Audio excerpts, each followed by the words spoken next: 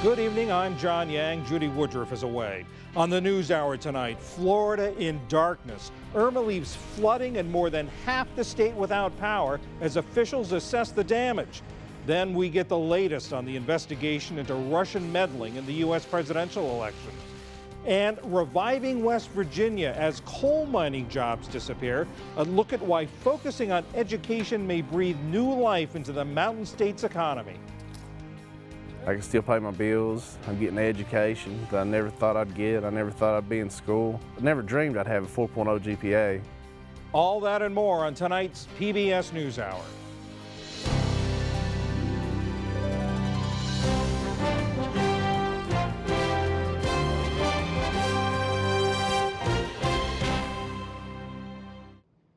The somber tallies keep mounting tonight in the aftermath of Hurricane Irma. The death toll has risen to 55. Many thousands are struggling to get back home across Florida, and officials are rushing aid to the state's hardest hit areas.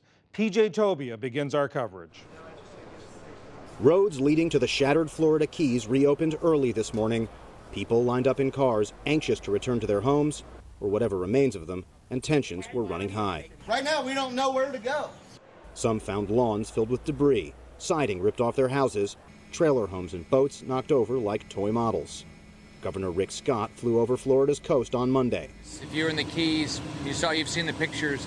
The trailer parks, I mean, it's like everybody just tipped everything over. You're just praying that everybody's alive. We're still having, I've been talking to the people down there, we're still having in the Keys issues with getting the water started back up, sewage, and their power back up. Scott says the bridges linking the Keys do not appear damaged, but he urged caution as engineers make inspections. Even though you can see that people are traveling, you're not sure that on the bridges they can take any significant weight. In Washington, head of the Federal Emergency Management Agency, FEMA, gave a somber assessment. 25% of the houses initially have been destroyed and 65% have major damage. Basically every house in the Keys was impacted in some way or another. This is why we ask people to leave. All told, 6.5 million Floridians were asked to leave before the storm, one of the largest evacuation orders in U.S. history. Today, many who were part of the mass exodus sat in lines of traffic on their way back in. Some are returning to beachfront homes beyond repair. Nearly all will find they have no power. Millions lost electricity during the storm, and Florida's largest power company says they'll have longer to wait before it's restored. The eastern portion of Florida had less damage in some respects than the western side of our state. So along the eastern seaboard, if you will, the eastern portion of our territory, we expect to be essentially restored for all customers by the end of this coming weekend. As far as the west coast of Florida, if you will, we expect to have all of our customers essentially restored by Friday, September 22nd. Flooding has compounded the woes, especially in Jacksonville in North Florida. After the St. Johns River and its tributaries overflowed onto main roads yesterday, parts of the city were still submerged today. I'm a born and raised native of Jacksonville. We've never had anything like this in the park. I survived Hurricane Dora in 1964. We had canoes, people in canoes going up and down the street because there was flooding, but never anything like this in our city ever that I've ever seen. Underwater and without electricity, Jacksonville area residents are concerned that the area's frequent high tides could mean that waters like this will stick around for some time to come. Floodwaters inundated neighborhoods in the town of Middleburg today, a half hour from downtown Jacksonville. Some residents returned to save their pets. Adding to the region's misery, life without air conditioning in 80-plus degrees. It was pretty hot. I think the next couple of days is probably going to really test our patience. In many places, like Daytona Beach, the water has receded, and homeowners now confront the hard work of recovery. And all this was like a river. Everything's like a river. And even my backyard, it was bad. It was probably the worst one I've seen. I've been here for 15 years. Meanwhile, Miami Beach reopened today despite widespread power outages. And flights resumed at airports across South Florida. States to the north also face major cleanups and recovery. As Irma passed yesterday, Charleston, South Carolina saw everything from waterspouts off the coast to storm surge flooding downtown streets. Flooding and power outages also plagued parts of Georgia, but but the governor lifted a coastal evacuation order today. Here in North Florida, recovery from Hurricane Irma has just begun. But local officials have told me that it could be as long as 3 days before floodwaters like those behind me even begin to recede. Earlier today, President Trump said that he'd be coming to the state on Thursday to survey the damage himself. John? PJ, if the center of the storm went up the west coast of Florida, why is there so much flooding, and why was flooding so bad on the east coast where you are? That's a good question. Yeah, I'm about 30 minutes right now southwest of Jacksonville. So yeah, on the eastern part of the state. The way that Irma's wrath was primarily felt here was as a rain event, although there was quite a bit of wind knocking down power lines, which is the reason so many are without power tonight.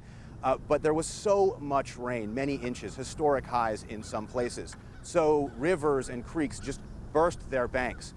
This part of Florida, like much of the state, is low country, so folks are used to occasional floods a few times a year. Most of that is tidal flooding. When the tide comes in, there may be floods. When it goes out, the water quickly recedes. But add in all that rain, and you have water that sticks around for a long time, as so many officials fear. And PJ, you're up near the Georgia border, but you've been running into a lot of people who evacuated from the Florida Keys. What have they been telling you?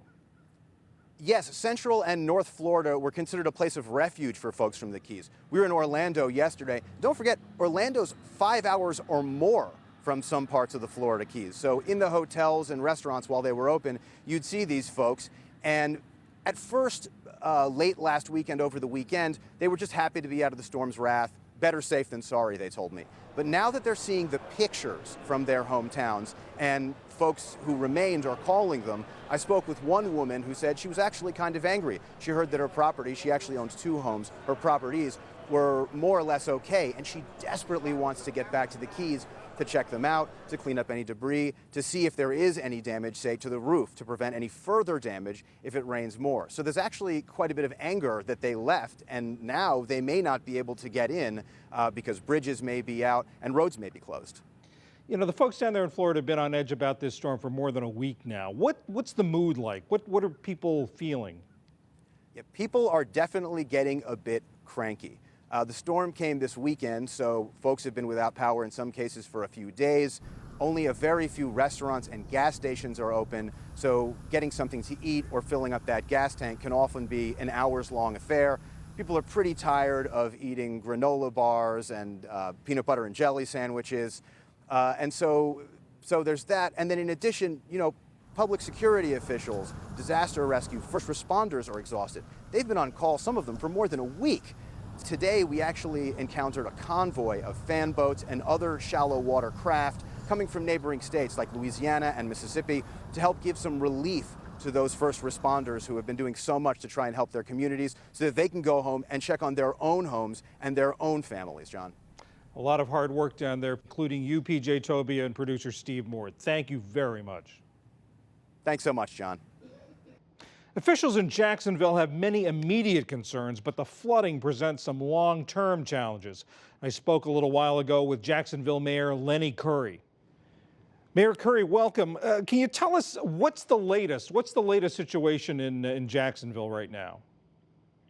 Well, we're now in recovery mode. Yesterday turned into rescue day all day. So we knew this was going to be a serious event.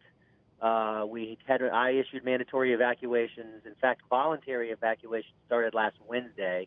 We told people they would be mandatory by Friday, and it was just that. We knew even though it was moving west, it was still going to be serious. We told our people it was going to be a major event. And what happened yesterday morning is we recognized with new information that we had Category 3 hurricane-type storm surge coming, even though it was a tropical storm that went through. So we had to move quickly yesterday morning and have people that did not evacuate to call us. We asked them to put white flags out on their doors somewhere where we could visibly see them from the road. And our rescue crews went in with the help of state agencies as well and saved over 300 people yesterday. You say you're in a recovery mode right now. What's the biggest problem? Is it the water, the flood waters? Is it the lack of power? Yeah, the water has started to recede. Getting power back up and running. We have an independent power utility here.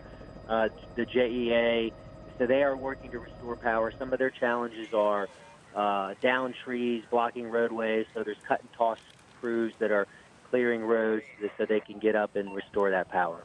What's your biggest concern right now, and what's your most pressing need? We've got a lot of needs. I want to ensure that our people have water in the time of waiting to get their power restored. Most important thing is I want to get people's electricity back up and running. And then we just have to rebuild. You know, we're going to have infrastructure issues, but we'll get through all that. The most important thing is individual lives, and the best of our best stepped up yesterday, first responders, including neighbors, and helped each other. And, you know, you recognize the simple things. The ability to have a cup of coffee with someone you care about or spend some time with them is what matters. So we want to get power restored and get everyone's life back to normal. How long is that going to take to get all the power back? They're working aggressively. They haven't put a specific deadline on that. We did secure nighttime construction lights. I called the governor before the storm, so the big lights you see used on interstates when they're doing road work. We secured a number of those before the storm so our crews could work at night. And the utilities secured additional assets, so additional manpower and trucks in place. And we're just going to push them hard. We're going to push each other hard, grind it out to get people back up and running. Mayor Lenny Curry of Jacksonville, Florida, we wish you well on the road to recovery. Thank you. We now turn from Jacksonville to the Florida Keys. Irma devastated that string of islands. I spoke with David Ovalle of the Miami Herald, who was in Key West when the hurricane hit and traveled back along the Keys yesterday. It was very hard to tell the extent of the damage because there was still a lot of areas you could not get to. But certainly it looked like a war zone. There was downed trees everywhere. There was boats that were flipped up on the road. There was trailer parks that were just completely demolished. It looked like they were just smashed by a bomb. But there was also a lot of neighborhoods, even near the epicenter, even at Cudjoe Key, where the eye wall came across the Florida Keys, there were neighborhoods that were intact. And there was these big concrete structures with basically on stilts. The first level is just designed for the storm surge to pass underneath it. So it's still hard to say the extent of the damage. Certainly almost every house in the Keys was damaged, but I think it's too early to say that they were actually obliterated.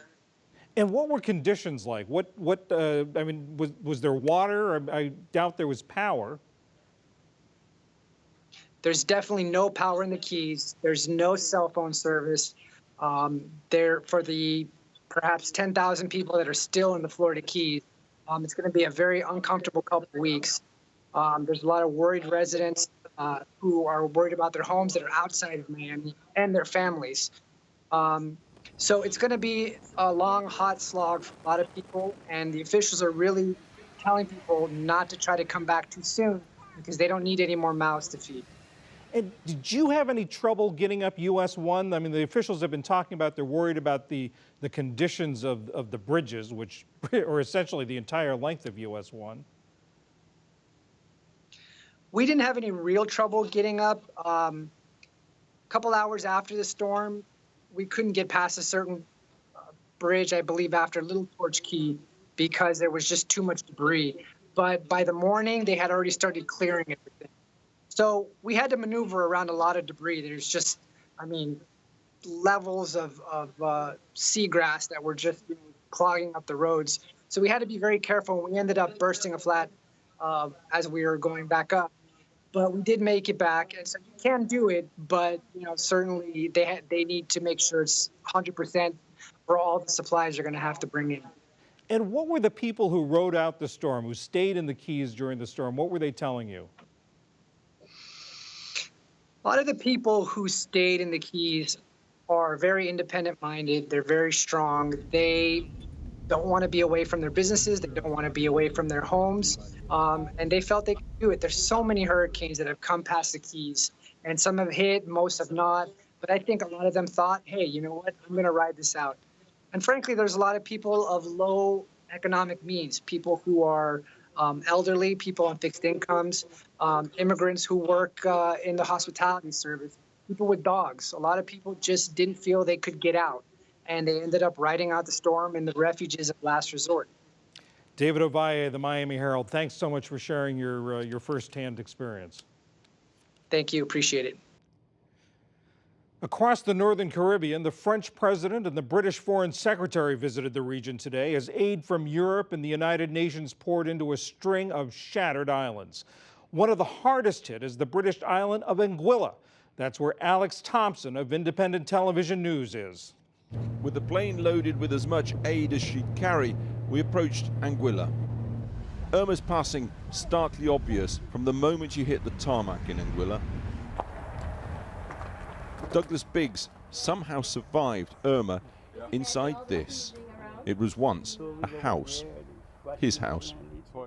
You keep smiling. Yes. You look happy. Why, after this has happened, why are you happy, man? Because I'm alive. That's why I'm happy. Because you're alive? Yeah.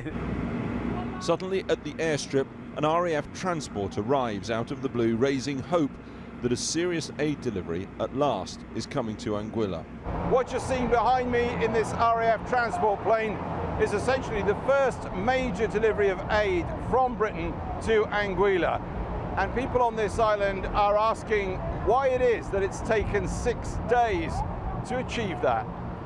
We are not here to spend time talking about responses and times. We are here to start talking about the recovery, making sure that people are taken care of. I mean, that we can talk about that after. The postmortem can deal with those issues, but for now, we are concerned about getting things started.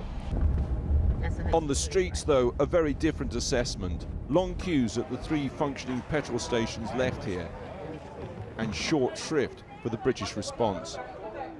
They haven't done nothing for me as yet, but I'm hoping and I'm looking out for something to be done. What do you need? Right? I need a roof. Low on water, food, fuel, no electricity, and many homeless in heat and humidity. The mood is fragile. Critics say this whole disaster is a chance to re-examine the island's relationship with London, because over there, they say, just 18 minutes away by boat, things couldn't be more different. Saint-Martin behind me, as part of metropolitan France as Bordeaux or Marseille. They get exactly the same from central government in terms of spending, in terms of infrastructure, in terms of the whole relationship, as if they were a part of mainland France. But if you come back here onto Anguilla, things are totally different. The French getting more, sir, than you're getting here? Are they getting a better deal from Paris than you're getting from London? Oh, God, no comparison. No comparison? No comparison. The French takes full responsibility for their territory across the water. And the British don't? Never does. I think Britain must now wake up to the fact that we are no longer a dependent territory. We are a British overseas territory. We are British, completely British. The Anguillans welcome the British Foreign Secretary to this battered island tomorrow. Across the water today on Saint-Martin, the Dutch monarch, King Alexander, arrived. And on the French side of the island, they welcomed their president. Mesdames et messieurs. Back on Anguilla, they wait any head of state or government in vain. The electricity system here totally wrecked. The ferry terminal a world away from functioning. Tourism, the mainstay of the economy, of life here, ripped apart. Dusk falls over the biggest private sector employer in Anguilla, the Four Seasons Resort. They say it'll be 6 months minimum before they reopen. That report from Alex Thompson of Independent Television News. In the day's other news, North Korea rejected a new set of UN sanctions over its nuclear and missile programs. The Security Council banned the North's exports of textiles and capped its imports of crude oil. In response, Pyongyang warned today that the United States will suffer the greatest pain in its history. At a White House meeting with Malaysia's Prime Minister, President Trump played down the vote. I don't know if it has any impact, but certainly it was nice to get a 15-0 vote. But those sanctions are nothing compared to what ultimately will have to happen. The Trump administration had pressed for much tougher sanctions, including a total oil embargo, but China would not go that far. The government of Bangladesh pressed Myanmar today to end the violence against Rohingya Muslims. Some 370,000 have fled across the border in less than 3 weeks. Today, the Prime Minister of Bangladesh visited camps sheltering the refugees. She called for an end to atrocities and said Myanmar should take them back soon. In Syria, new claims of victory today by allies of the government. Russia's military reported 85% of Syria's territory has been cleared of rebels and militants. The leader of the Lebanese group Hezbollah went even further. He declared, "We have won the war in Syria." Bashar al-Assad's regime was on the brink of losing the war before the Russians intervened 2 years ago. Back in this country, the Justice Department has decided not to bring charges in the case of Freddie Gray. His death in police custody sparked riots in Baltimore 2 years ago. 3 police officers were acquitted on state charges last year, and charges against 3 others were dropped. U.S. household incomes are finally recovering from the Great Recession. The Census Bureau reports that last year, the median household earned just over $59,000. That's the best since 2007. In addition, the percentage of Americans without health insurance dipped below 9%, the lowest on record. On Wall Street today, the Dow Jones Industrial Average gained 61 points to close at 22,118. The Nasdaq rose 22 points, and the S&P 500 added 8. And 2 deaths of note. Gay rights activist Edith Windsor died today in New York. In 2013, her Supreme Court case led to a landmark decision against a federal ban on same-sex marriage. That led to the 2015 decision that same-sex couples have a constitutional right to marry. Edith Windsor was 88 years old. And one of the great early Disney animators has died. Xavier Atencio helped bring to life 2 Disney classics: Pinocchio, the first animated feature to win a competitive Academy Award, and Fantasia, which has been preserved in the National Film Registry. Later, as a Disney Imagineer, Atencio helped design rides for Disneyland and co-wrote the lyrics to the theme song for the Pirates of the Caribbean ride. Yo-ho, a pirate's life for me. We pillage, we plunder, we rifle and loot, drink up the hearties, yo-ho. We kidnap and ravage and don't give a hoot. Way up the eyes, yo-ho. Yo-ho, yo-ho, a pirate's life for me. Xavier Atencio was 98 years old. Still to come on the NewsHour, Congressman Mark Meadows on the divisions in the Republican Party. The latest on the investigation into whether the Trump campaign colluded with Russia, combating Lyme disease with genetically engineered mice, and much more.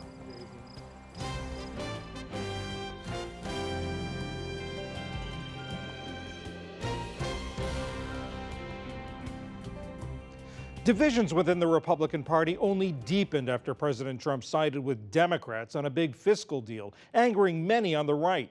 One of those critics was Representative Mark Meadows of North Carolina, the chairman of the conservative House Freedom Caucus. He was one of 90 House Republicans to vote against raising the debt ceiling, funding the government, and passing Hurricane Harvey aid. I spoke with Representative Meadows a little while ago and asked him if the president's deal means he'll bypass Republicans on the Hill to get things done. Well, I think that any time that you draw that conclusion, you're extrapolating out perhaps a scenario that is not justified in this particular case. But the president is going to make a deal, and he's going to make a deal with anybody who can actually put legislation on his desk. The Republicans have not been exactly stellar in that particular category. And so for us, I don't see it as a trend as much as it is a necessary evil on this particular time. We had a debt ceiling that was coming up. Harvey relief had to pass because of the devastation there in Texas. And so as we see this, I'm not too concerned. I think we need to negotiate in good faith. I talked to the president about not only that vote, but about what he wanted to see for the remaining months here between now and January. And he's all focused about tax reform. So he was seeing it as clearing the deck for tax reform. We look forward to working with him and even our Democrat colleagues on that measure. Let me ask you about something the Wall Street Journal editorial page wrote last week, and I suspect you know what's coming. In an editorial, they said they described the Freedom Caucus this way. Claim to be cooperative, to be working constructively towards some legislative compromise, but then at a critical moment, raise its demands, vote no, and blame the leadership. What's your response? Well, it would be real nice if the editorial board actually talked to me. I mean, I've been in Congress over 5 years. John, I've now talked to you more than I've talked to the editorial board with the Wall Street Journal. They've never called. They've never reached out. So to quote 6 unnamed sources to lay out a narrative that was not only false, but dreadfully false, I can tell you that we're there to try to get something on the president's desk. You might remember that it was Tom MacArthur and myself working with moderates and conservatives that actually put forth an amendment that got the bill out of the House and sent over to the Senate on the health care debate. And so I don't know that, well, I can just tell you the Wall Street Journal editorial board took great liberties without even giving us a call. Do you support Speaker Ryan?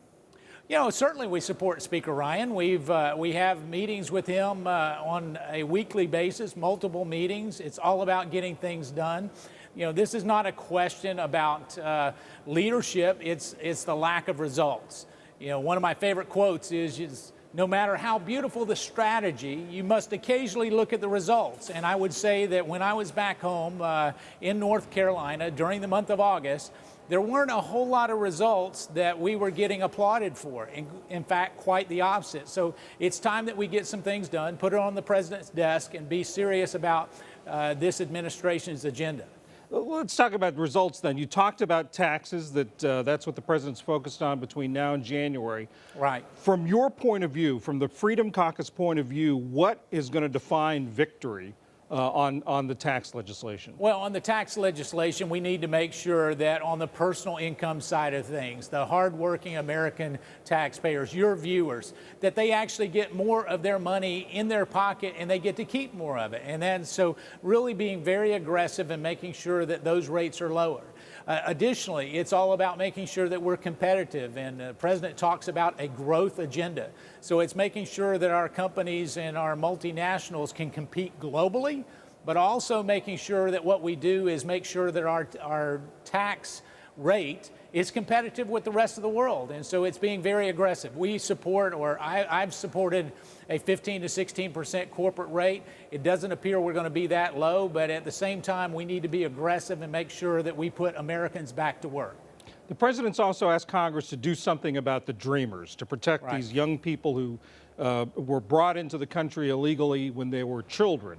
Right. What would you be willing to support in that area? You know, we're working right now on legislation. One of the things when we deal with the Dreamers or DACA issue, as you might mention, it really all starts with a secure southern border, something that we haven't had. You know, today we're talking about some 800,000 Dreamers that would qualify under that deferred action plan. But if we don't secure our southern border, I mean, how many are we talking about? You know, 1 million, 2 million, 5 million, what's the number? And so if we're going to address it, we need to address it comprehensively. I spoke to the president yesterday on this very subject. And what it is really working with our colleagues, both Democrats and Republicans, to find a way to not only have a secure border for national security purposes as well as immigration, but also to look at how to do it in a fair and compassionate way. You know, I've challenged my staff as recent as this morning for us to look at it and see how we can work together. So I think that you'll see legislation coming out, you know, in the coming months, obviously well ahead of the 6-month deadline that was put forth in his executive order. Does that necessarily mean a wall when you say border security? You know, it could define a wall. I think for a lot of the Trump voters, it does mean a wall, but really it's more about a secure southern border. How do we regulate and monitor who's coming to our country and who's not? You know, I get to talk to some of my colleagues who are in some of the border states. They have some great ideas, and some of their ideas do not include a wall. So it's all about making sure that we can do what's best for the national security of the American people, and hopefully we can get there and be prudent but yet prompt about getting that done. Representative Mark Meadows, thank you very much for joining us. Thank you, John. Good to be with you.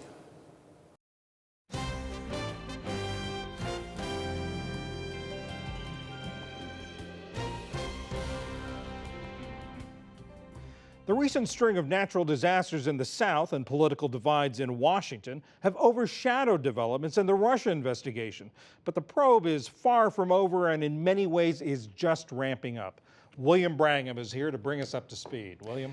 That's right, John. There have been several recent developments in the Russia probe. Some reveal tools Russia might have used to meddle in the election. Others provide new information about Mr. Trump's business interests in Russia before he became president. And there are also fresh clues about where those various investigations are going. Earlier today, I talked with our own Nick Schifrin, who's been reporting on all this. I asked him what we know about who is actually the target of this probe.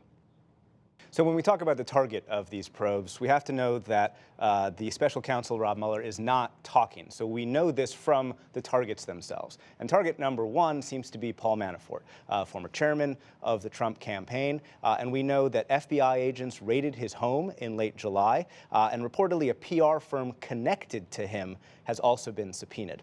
Target number two, Michael Flynn, retired general, former national security advisor.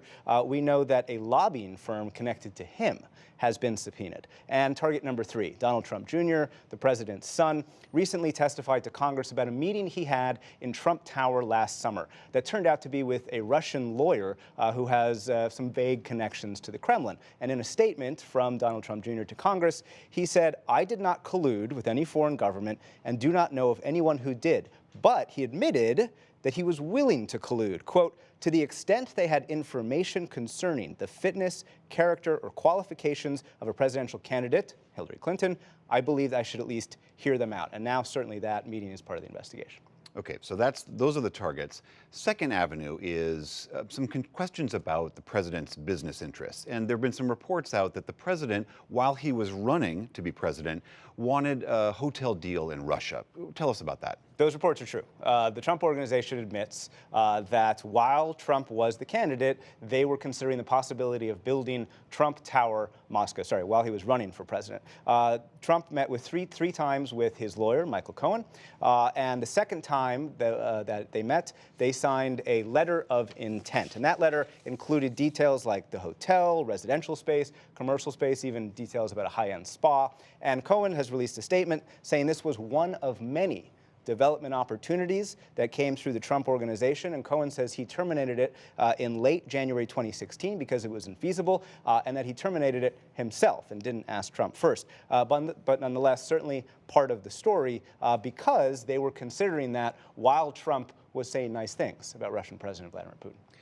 As you well know, the question in Washington is always, is the cover-up worse than the crime? And the question that's been swirling around the president in this regard is about whether obstruction of justice was going on here. And one of the main ways that they talk about that is the firing of James Comey.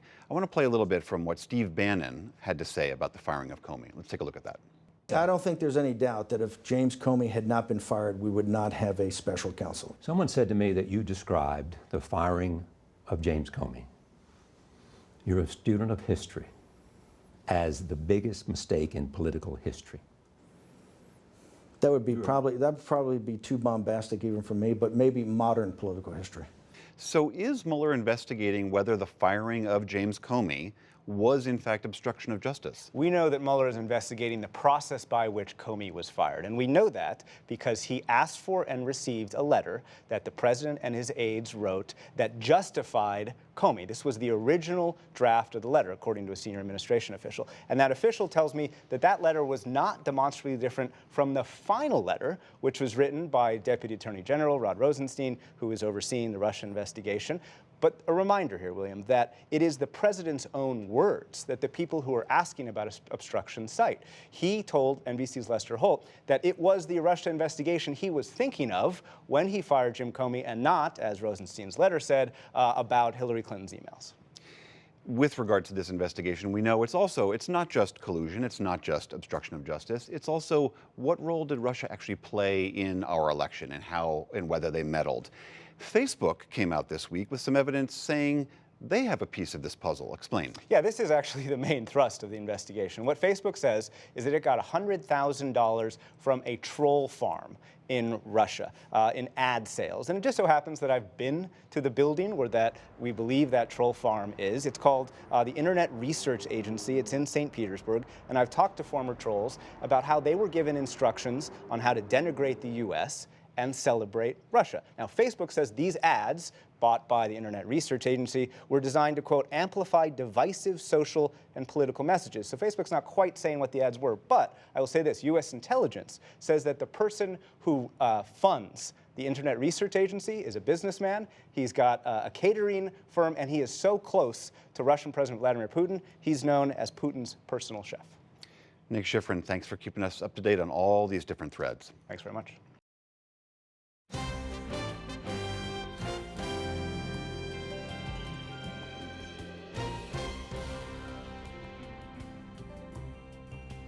Stay with us. Coming up on the NewsHour, retraining coal miners to be builders, managers, and farmers. Houston's goal to become a model for keeping pets safe in natural disasters. But first, Lyme disease is on the rise. It's being spread by a growing tick population and has become a particular problem for the Massachusetts islands of Nantucket and Martha's Vineyard. But an MIT scientist thinks he might have a long-term solution, and it comes from where you might least expect it. From PBS station WGBH in Boston, Christina Quinn reports.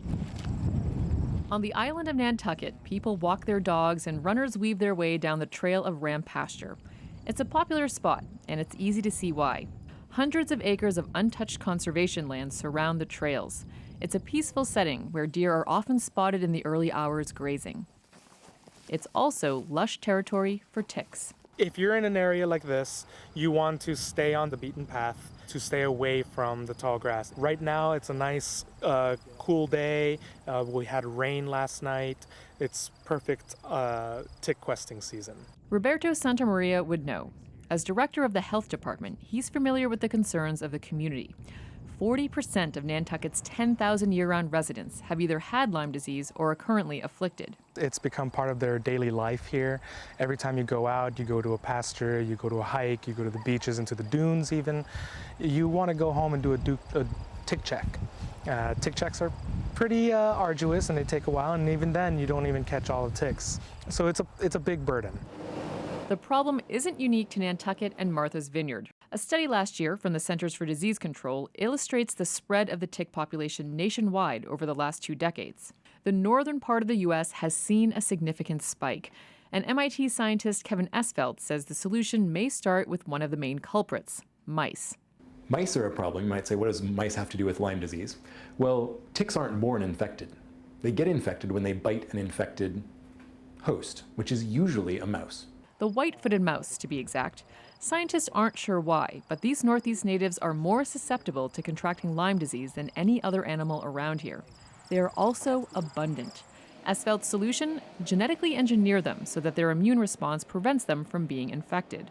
So our idea is, well, how about we take mice that are naturally immune, identify the DNA in their genomes that makes them immune, and then take the best such elements and put them all into one engineered strain of mice. He and his team would do this using gene editing technology. But to really make a difference, it's going to take a lot of mice. So we're talking maybe up to 100,000 mice on each island. The idea is that when the genetically engineered mice mate with the native mice, their offspring would also be immune to Lyme disease. Over time, this would reduce the prevalence of the disease. But how do Nantucket residents feel about releasing 100,000 genetically engineered mice onto the island? For longtime resident and town selectman Jason Bridges, his initial reaction was one of disbelief. It sounded like a bad sci-fi movie, and people kind of laughed. But the more presentations that we have in front of the Board of Selectmen, articles in the newspaper, people are like, oh, this is a real thing. I think everyone's getting used to the idea, but the initial visceral reaction was, serious? Are you serious about that? If all goes as planned, it will be 7 years until these resistant mice are released. But the town is so serious, it has formed a steering committee to work closely with Esvelt on best practices. Esvelt expects there will be opponents along the way, but he welcomes skepticism and says he thinks major scientific endeavors like this need to be as transparent as possible. I'm particularly passionate about that because I view this as an opportunity to work out how we as a society are going to handle these technologies. I mean, we've certainly been able to engineer the environment before. It's just we tended to do it with bulldozers or spraying lots of chemicals. For the PBS NewsHour, I'm Christina Quinn on Nantucket.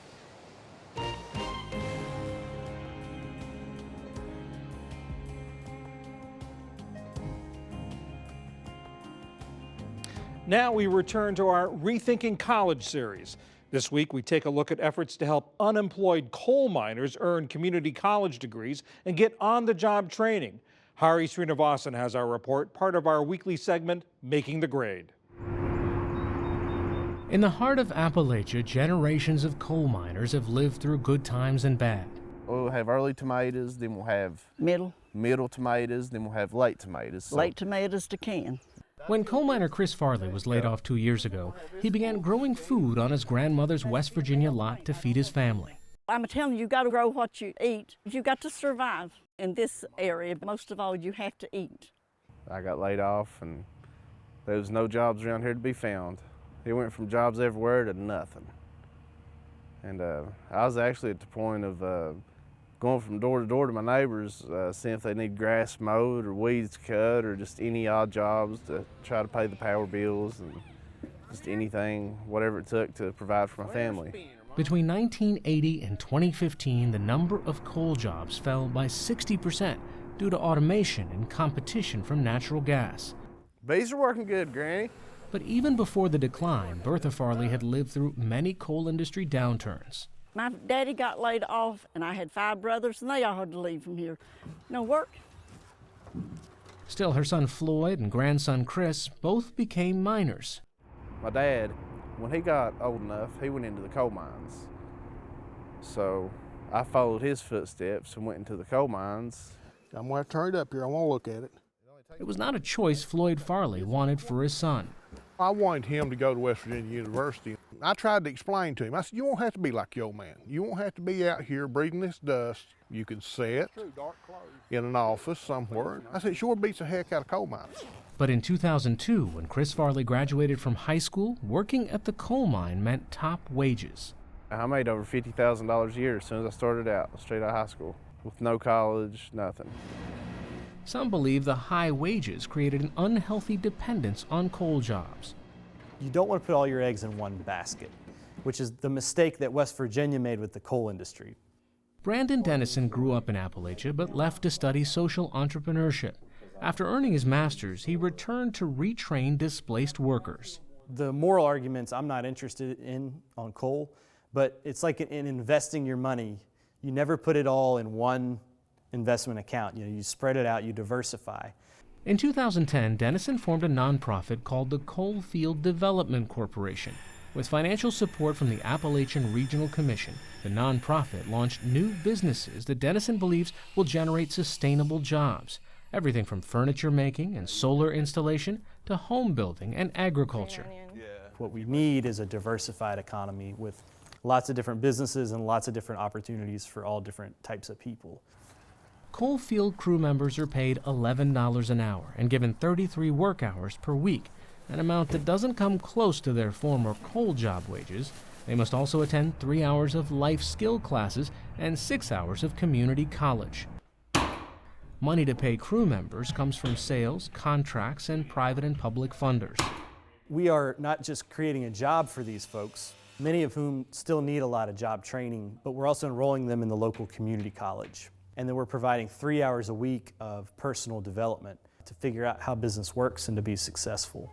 Chris Farley is now an honors student working towards his associate degree in applied science and agriculture. I can still pay my bills. I'm getting an education that I never thought I'd get. I never thought I'd be in school.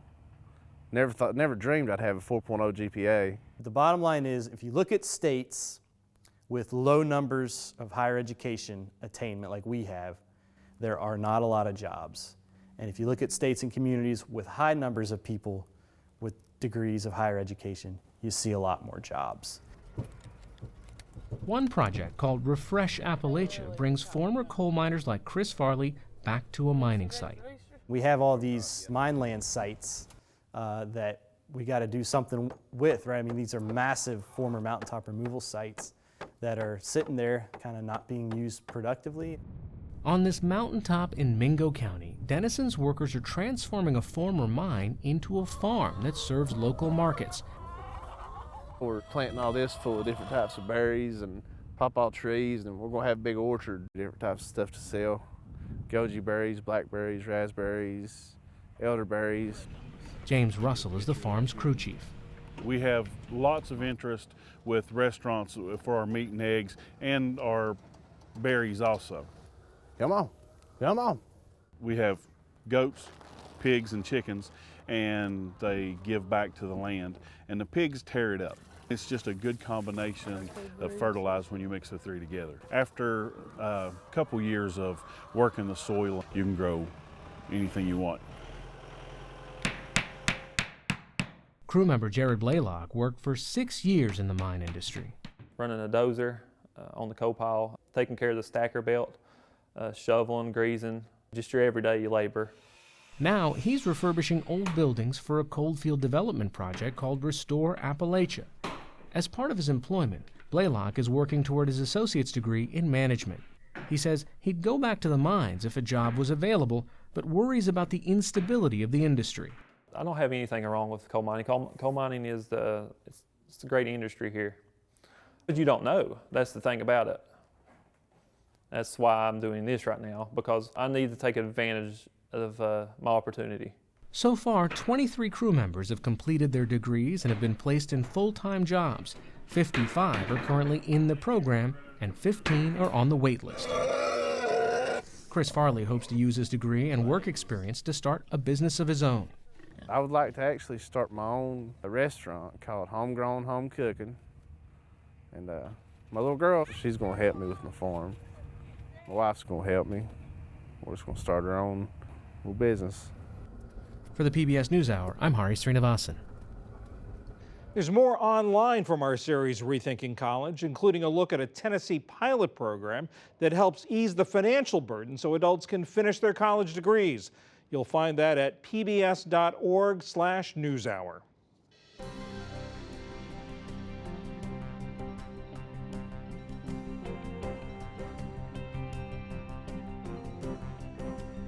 Along with the mass evacuations of people from Hurricanes Harvey and Irma, there have been some compelling images of other kinds of evacuees, feathered and furry, from zoo animals to personal pets. In Houston, emergency service groups are trying to figure out the best way to protect pets during natural disasters. In fact, they want to set a new standard for sheltering animals. Houston Public Media's Tamika Weatherspoon has the story. In the aftermath of Tropical Storm Harvey, Houston has been molding a new national model. So this has never been done before. They're crafting a template for how to shelter animals during a natural disaster. Literally, after an estimated 170,000 pets either died or were left behind in Hurricane Katrina, groups across the country began disaster planning for animals.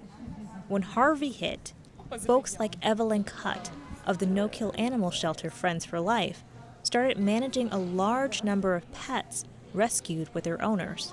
On the first 2 days, we counted almost 700 dogs, probably, I think it was a couple hundred cats, and we've had other animals. We had a guinea pig, a few rabbits, we even had a chicken and 2 baby squirrels. They came to the George R. Brown Convention Center, one of Houston's largest emergency shelters during the storm. It housed thousands of evacuees. A lot of people showed up at the convention center on Sunday night with their pets in tow, pouring rain, sitting in the rain, and they were not allowed to bring their pets in.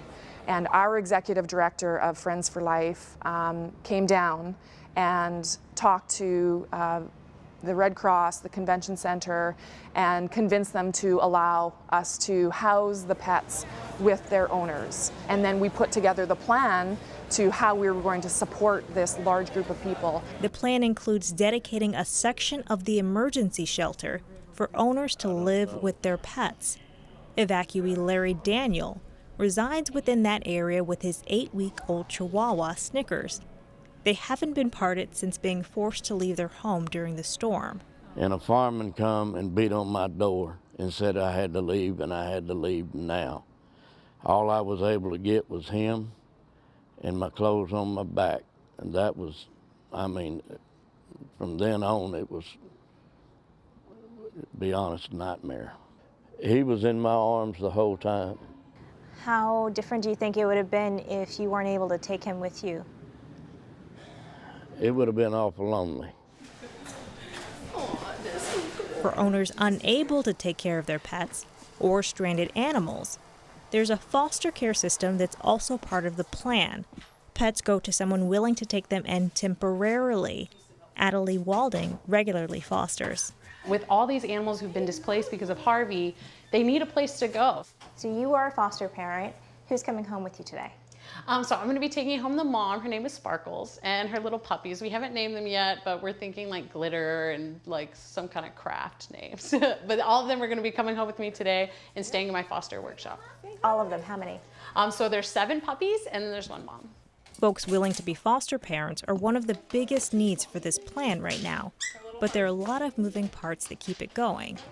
Now, they're taking notes as they go. How to check in families with pets, how to start setting up medical records. But a crucial component to all of this is staying organized, which during a natural disaster can seem nearly impossible. Composing a how-to guide while the crisis is still ongoing is tricky. They're gonna wear you. But Evelyn Cutts says as soon as things slow down, she'll help write the manual. It's been evolving every single day. We're managing it and we're trying to develop it as we go. We're changing the tires on a car that's going 100 miles an hour right now. For the PBS NewsHour, I'm Tamika Weatherspoon in Houston.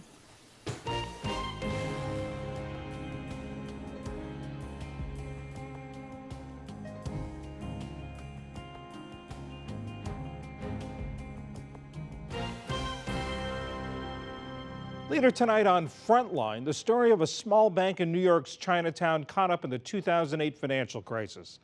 Abacus, small enough to jail, chronicles the fight by the Sung family to clear their names after becoming the only U.S. bank prosecuted after the crash and the first bank indicted in New York since 1991. Today, we are announcing the indictment of 19 individuals on charges including mortgage fraud, securities fraud, and conspiracy, as well as the indictment of Abacus Federal Savings Bank, a federally chartered bank that has been catering to the Chinese immigrant community since 1984. If we have learned anything from the recent mortgage crisis, it's that at some point, these schemes unravel and taxpayers can be left holding the bag. The DA made such a big parade, bringing people from Washington, all these tough law enforcement officers, and making such a big announcement that we are part of the cause of financial crisis of 2008. Almost laughable. Mr. Sung is entitled to his opinions, but in Abacus's loan department, mortgages were based upon false documentation. We have evidence of conspiracy, larceny, and systemic fraud.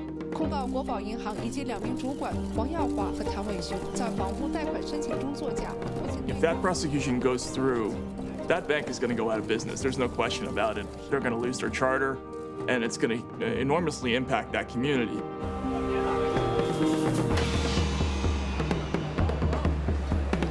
Too big to fail, turns into small enough to jail. And Abacus is small enough to jail.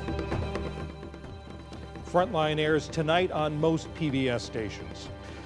2 news updates before we go. In a victory for the Trump administration, the Supreme Court ruled late today that the ban on refugees can stay in place for now.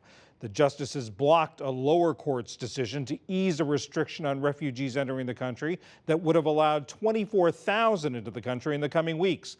Next month, the Supreme Court will hear arguments on the broader constitutional merits of the Trump administration's travel ban. And Seattle Mayor Ed Murray has announced he's resigning after 5 men accused him of sexual abuse going back decades. He denied the allegations, but said he does not want the issue to hinder the public's business.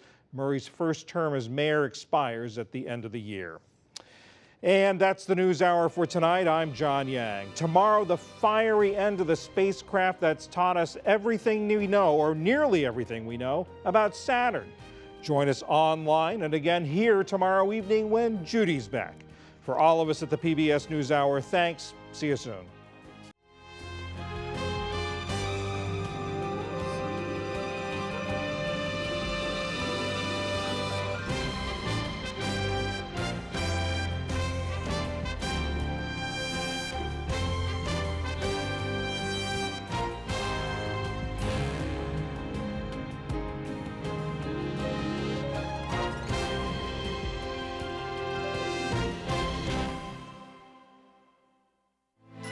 You're watching PBS.